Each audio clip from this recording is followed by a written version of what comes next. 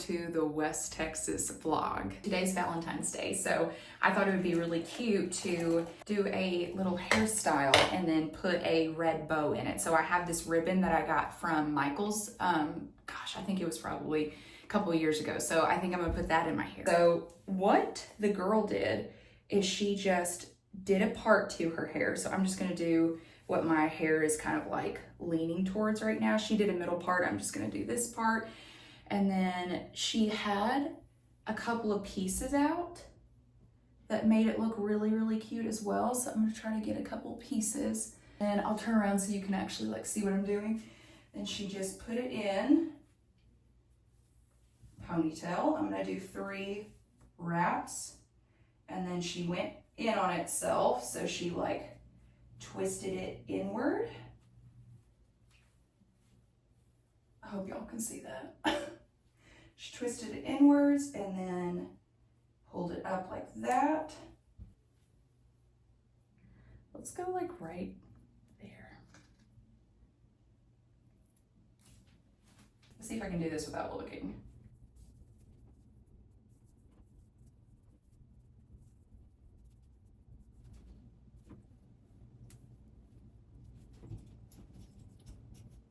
I am happy with it. It turned out so cute.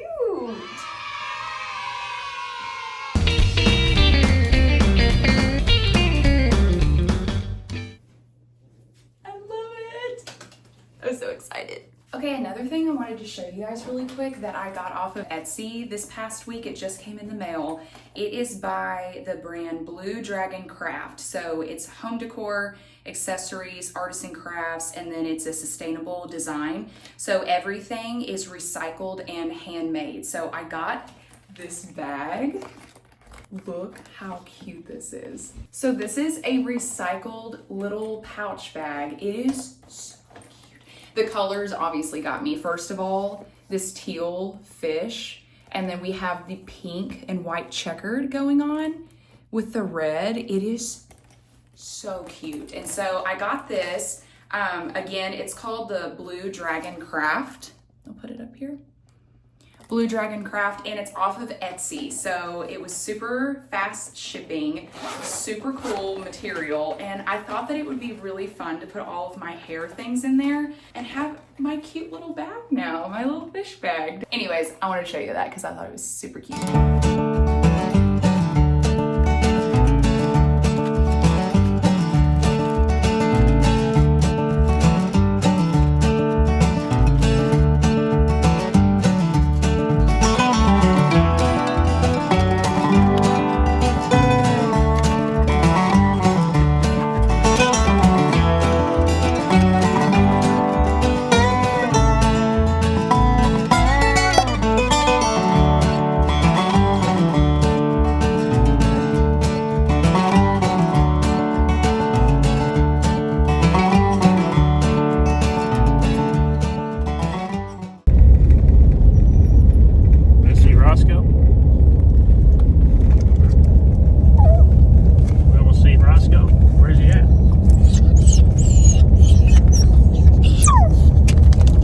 Is her best friend. Where's Roscoe?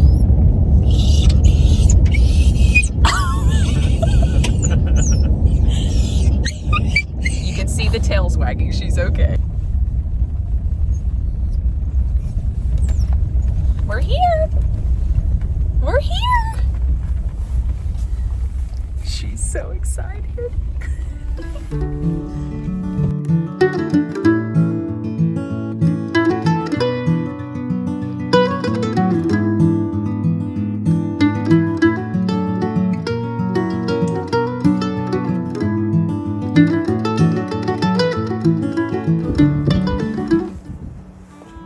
Quail.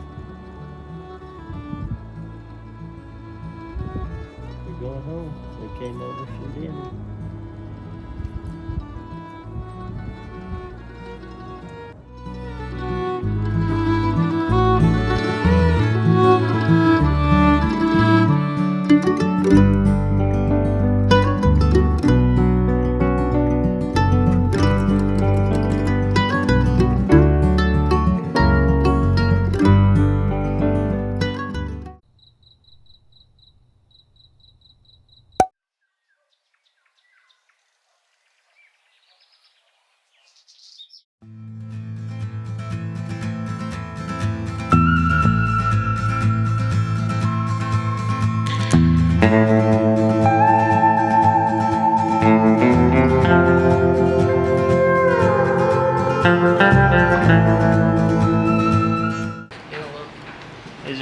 falling. There's a beautiful West Texas tumbleweed and a chihuahua. See them tumbling down. Okay, we made it out here to West Texas. We're in Colorado City. We are about 75 miles from Abilene. So 75 miles from Abilene, and the wind is whipping today. It's gonna be, what, 40-mile-an-hour winds today? Which is actually not that bad because it feels really good. It's probably in the 60s today too, with the wind blowing. So it's a beautiful day in West Texas. Here, I'll show you. Blue skies. We got a prime rib over there cooking. Ooh, it's gonna be good. So I'm just sitting out here on the back porch with my mother and father-in-law, Blake and Tina, and they are some true West Texan people over here. So I want to interview them really quick and ask them a couple of questions about West Texas so y'all can be more informed, because I'm not an expert at it. These people are. So welcome, Blake and Tina! Yay! Okay, how long have you all lived out here? Total or just here? Probably total. Yeah, just total. Because you're born and raised here, right? We were born and raised here, but we left when I was 20. And you're back in the ministry out here. Yes. Yep. And then they have a little ranch out here. What do you? It's 10 acres out here. We have 10 acres. They have 10 acres, and how many cattle? We have three cows and one calf. And the calf is pretty cute. They're doing a good job, and they just ordered some Americana chickens. I don't know if you can see their chicken coop over here. They got a pretty cool setup going on. So y'all have been over here at West Texas, born and raised. How many generations of your family's been in West Texas? Take both Blake and I's family back to really homesteading from when the government was giving 164 acres. 160. 160 acres. If you could homestead it, it was yours. So families, I would say back 5 generations. Probably. That's pretty cool. That's really cool. It was my grandmother's side there, and it was her granddad's, his family's from there, and then her grandmother was just up the road there about 12 miles, Snyder, Texas. Both my maternal and paternal grandparents are all from that area. And what work did they do when they came out here? Farm. Farmers? Now, was that cotton farming? Is that what they did out here? Yes. All cotton Primarily, farming? yeah. Throughout the years, crops have kind of changed, but they would plant milo. They used to maize, raise a lot of milo back in the 70s. a little bit of wheat. Yeah, but then it kind of changed through the years, and I guess by the 90s it was predominantly cotton. Do you feel most at home here in the West Texas area? I guess. What is your favorite thing about West Texas? Well, I mean, the sun shines here about 360 days out of the year, and the beautiful sunsets. And of course, it's got the best fall. September, fall October. is wonderful here. Because it is warm during the day, but it cools off like the desert. Yeah. So it's nice. So you get a little bit of both. And hunting and fishing here is really good. Mm-hmm. There's lots, dove hunting, quail, sandhill, crane. And of course, the fishing in the lakes around here is really good right now. We have some of the premier bass lakes in the United States. So, Yeah. really, it is a sportsman's paradise. There's no doubt about that. Yeah. What do you overcome out here? What's the environment like? What makes it tough to live out here? It's Not a lot tough. of people live here. Well, it's the Chihuahuan Desert, so the rainfall here is average about 21.5 inches, but when it's droughty, it could be 12, and if you may not can hear it, but the wind right now is blowing about 35 miles an hour, which probably 50% of the time it's 10 to 20, and we have some days where it's obviously doesn't blow much, and we're really thankful for that. Well, just the elements between the sun is really crucial here. It's hard. It's a hard sun. It works on everything.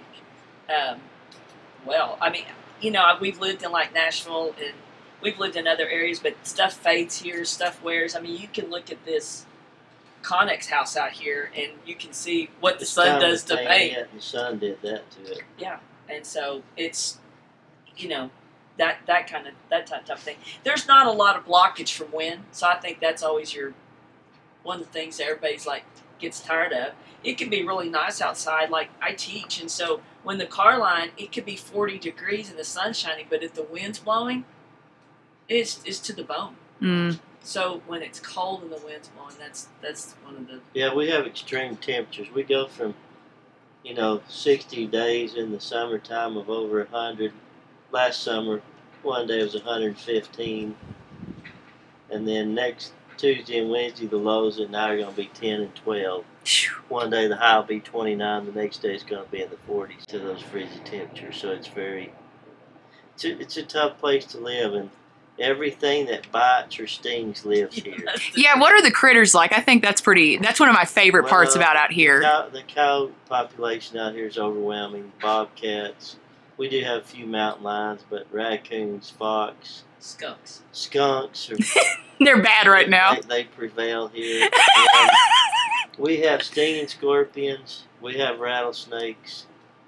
If it ever does rain, mosquitoes will eat you alive. So it's typically in the desert. Everything that you would find in Arizona, the desert, you're going to find here. Mm. And why? I don't know why it is. Anywhere in the world you go where it's a desert, there's everything stings and bites lives there for whatever reason. Yeah. And even though we don't have a lot of rain and we don't have maybe the mosquitoes like you do, like humid cultures or climates, but we have flies. Mm. And the The flies are just real predominant. bad right here. And they'll bite. So it's not just flies and nooses. They actually We have bite. horse flies. They're the biting flies. They're horse flies, yeah, and they'll bite you. It's lots of wasps too. Yeah.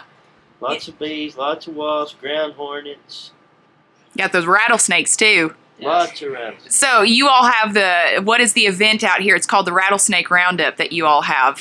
What is that about? Well, The people history. go and gas these dens and catch the snakes, and they take them over there and sell them, and they'll give anywhere between $4 to $12, $15 a pound for them. But that they started that years ago because in the 40s and 50s, along with they had a huge dust bowl here, so that there's a lot of farm programs here that help keep the dirt where it's supposed to be because the wind blows so much that the dirt was so bad it filtered up even into the sky, and so that makes a problem because then it blocks the sun. So the government came in and gave some federal programs to help plant things, just like certain grasses and wheat and those kind of things to keep everything had roots in the ground so the wind would not blow as much. Well, along with that came a lot of things like rabbits and rats, and so when you have a high population of those type of things, then you're going to have snakes because that's some of their food source. So in the 40s, I believe, if I've got the correct time, about 40s, So. they've started a program to round snakes up. And you think, well, what's the big deal about that? Well, because they're cold-blooded, they have to be out in the sun to survive. That's how they be able to move and to function. So what's warm in the wintertime? Houses. And so there would be a lot of problem with people just opening the door and snakes were just laying up against the doors because they were trying to stay warm. Yeah, that'd be a big problem. So the other thing is, you got to remember, in the 50s and the 40s, there was a lot of pier and beam houses. Not every house out here is built with concrete slabs. So snakes can get underneath your house. Well, if you don't cut and keep everything really tight around all the pipes that go up in your house, well, they can come in. I mean, Blake and I, we could tell stories. Caleb could tell stories about snakes. If they can find enough to get their nose through, they're going to be able to get their body through the rest of it for the most part. I bet y'all got some gnarly stories. So they would come up and they were really bad about being in the bathrooms. And so they're like underneath. Rats also would get up in there. So if a rat was up underneath where the tub was at, then those snakes would come in and eat the rats. I mean, that's part of the food chain. And there were a lot of times people would go to the bathroom at night and there would be snakes in the bathroom. And it doesn't mean that they were active because they have to get warm to be able to get active. But who wants to wake up and the potential of getting bit was enough. Yeah. So, and that's where that rattlesnake roundup came from That's for where it protection, right? originated. Yes, it was in the beginning. Now it's you know, it's a week of, God, they have everything. Gun shows, people set up tables in those buildings, sell wares. There's a carnival. Yeah. I mean, It's an event now. It really is. It's been a huge event since probably the 60s. And it's an economy booster for Sweetwater. Yeah. That's where it's at. Right. They get in, I think, about over $1 million worth of sales that. Well, we went last year, and I thought what was really interesting was the milking of the rattlesnakes, that they actually take the venom to make anti-venom, correct? That is correct. Yeah, I thought that was the coolest part. So it's not only are they protecting, you know, this was a thing that we're protecting the children and families and everything like that, but now they're actually getting anti-venom to give out to the community. That's correct. That's really cool. So what are the climate, the hardship of living out here? I mean, what does it produce for the people who live out here? Well, that's a good question. If obviously to live out here, you're going to have to be very tough because of the climate and the things you have to deal with. So people who've been out here, you'll find out they're very nice people. They'll talk to people they don't even know, but at the end of the day, there is just a toughness about the people that live here you might not find many places in the United States because they're and what comes along with that is people out here are outspoken and they're very independent. Yeah. Because you have to be. It's just of course in the old days before we had all this modern, electricity and all those things, it was very difficult to live here and maintain life. You'd be very disciplined. Yeah. Yeah. Because you got to be disciplined in your thoughts and think ahead, especially when you didn't have abundant sources like we do now. Food sources. Food sources as well as energy, whatever kind of energy you were going to use. Even today, the electricity goes out a lot because it's so rural, it's so far out. You're going to have to plan what you need to do and how you need to do things. If something's coming that's really cold, really hard, you're going to have to wrap everything up, especially any kind of pipe that's going to come into the house, even to this day. Oh, yeah. Now, modern times, you've got to be prepared. You've got to keep your well house, electricity going to it, and a heater on it so that it doesn't freeze up for you to be able to have running water in the house. And if you've got electricity that goes out, which it does quite often here, some people have wired in, the generators. But if you don't have that, you're going to have to think about other sources, to stay warm. Yeah. Well, it's kind of like the being more outspoken is being more of communicating so you could actually survive. So people are just practicing communicating constantly and just like, hey, don't do that. Well, it's definitely a different world. I mean, we've lived obviously all over the state and in Tennessee. We've traveled quite a bit. And that's how you met me. That's how I met you. That's how I found you. It's a good time right there. That's the reason I came over there. That's right. Thank God we did. Oh. Yeah, we'd be sad without you. Well, I'd be sad without y'all too. I'll tell you what, being a Tennessee girl coming out here, it's fun. It's like a totally different world. I love it out here. Every time I come out here, I'm always like, I just love it. Well, it grows on you, obviously. Mm-hmm. Even like Tina said, the warm days, the nights are cool because it is more of a desert terrain. Mm-hmm. The sunsets are none other. Oh. The sunrises are none other. And because you can see so far away. Yeah. When I was little, my grandmother would say this, I don't understand that. What are you talking about? But then she'd say, once a plainsman, always a plainsman. Mm-hmm. And I'm like, what does that mean? But I've lived where there's trees and hills, and you can't see the sun sets early or you can't see far out. It's nothing like at nighttime in the summertime or when it's real cold and it's very clear to get in a car and you can see another city, another small little town, miles and miles away. When I was a little kid riding in the back seat, you think, are we ever going to get there? Because you can see the lights and you don't understand how far that is away. There are spots that people know around here that, hey, it's 9 Mile Mountain, and I can see sometimes Colorado City, Sweetwater, and you Yeah, can there's see. a hill 7 miles south of Roscoe that, if you, and where the Highland School District is, and you can see all the way to Trent, which is about from there probably 24 miles. You can see Colorado City where we live, which is probably 20 miles, and you can also see the lights of Big Spring. That's crazy. So you can see, yeah. That beauty, and there's nothing like seeing the stars out here. Yeah. Oh, it's something else. It's a different type of sky out here. So that's probably a huge draw for me personally. Yeah. You know, to see. Well, being from Tennessee, growing up in Kentucky, Tennessee area, I mean, you got tons of mountains, and then you have the hills and all the trees and everything like what you all were talking about. So when I came out here, it was like the possibilities are infinite. Well, they are. It's a farming area. The And people rich. who have irrigation, you know, a lot of it now is irrigated. So, but still, What do you mean by irrigated? well, we pump water out of the ground and into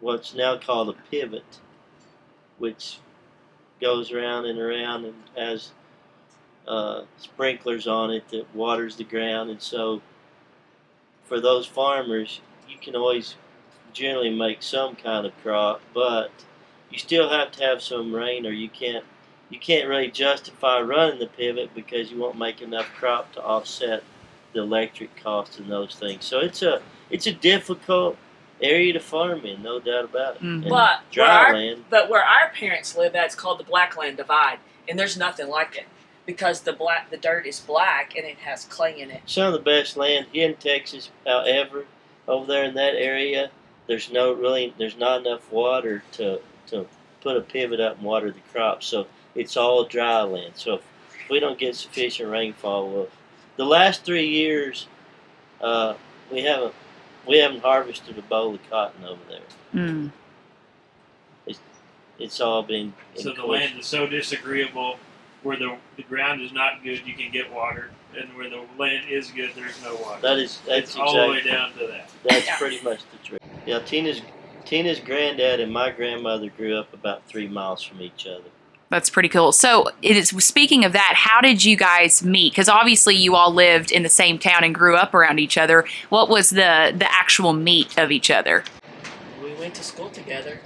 I mean, we were in a small community. When you say small community, in Texas, schools are by classification. So a 1A school is classes anywhere from 6 kids to about 12 to 17 kids in a class. But a step up would be kids for about 22 to about 30 kids in each class. When I say class, that would be the whole first grade or the whole senior class. That's how small We the knew classes. everybody because it's a small town. Yeah. Town of 1,400 people. I think it was 22 in my graduating class. Oh, wow. Tina And had- are you 2 years older than Tina? well, yeah, her birthday's in August. Mine's October. Yeah.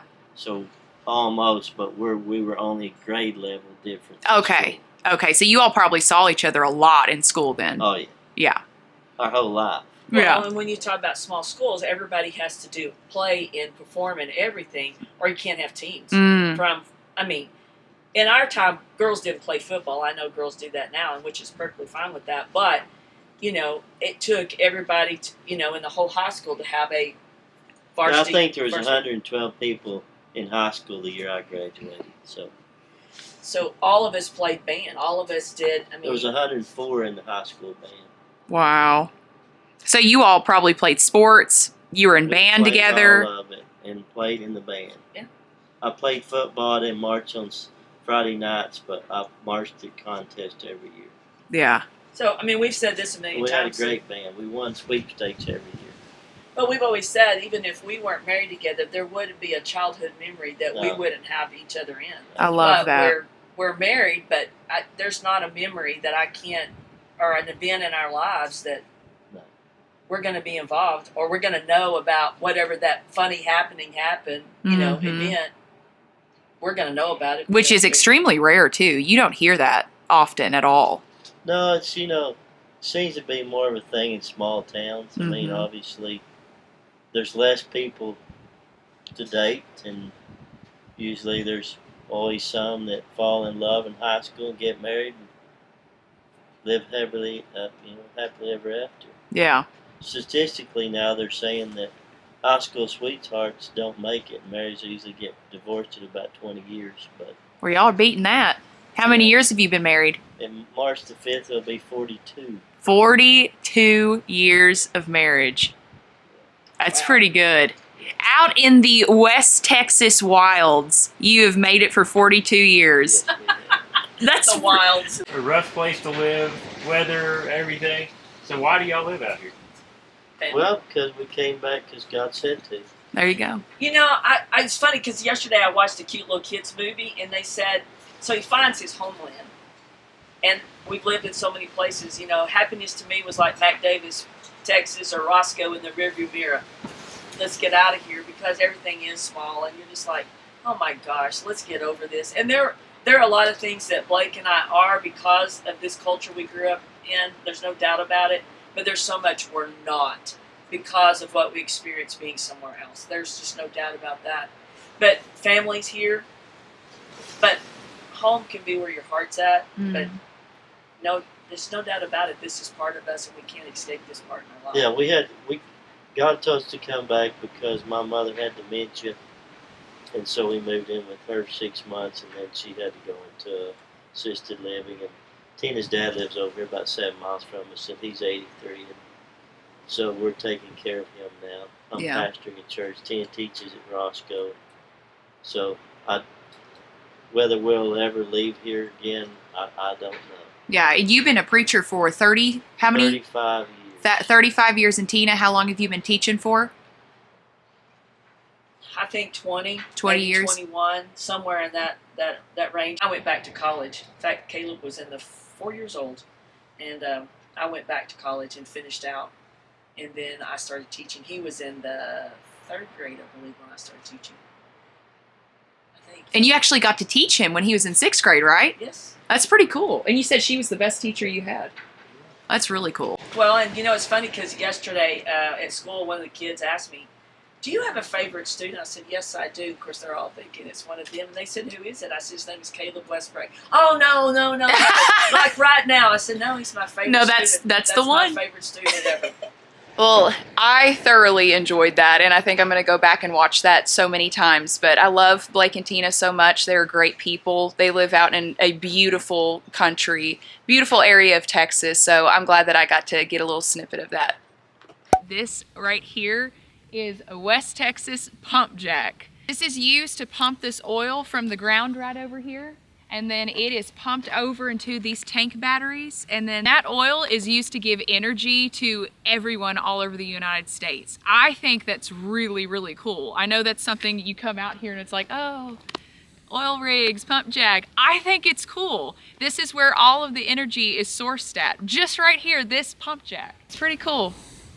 These are the tank batteries that we were talking about. So where that pump jack was just out, it's pumping the oil into these huge tank batteries. Let me show you.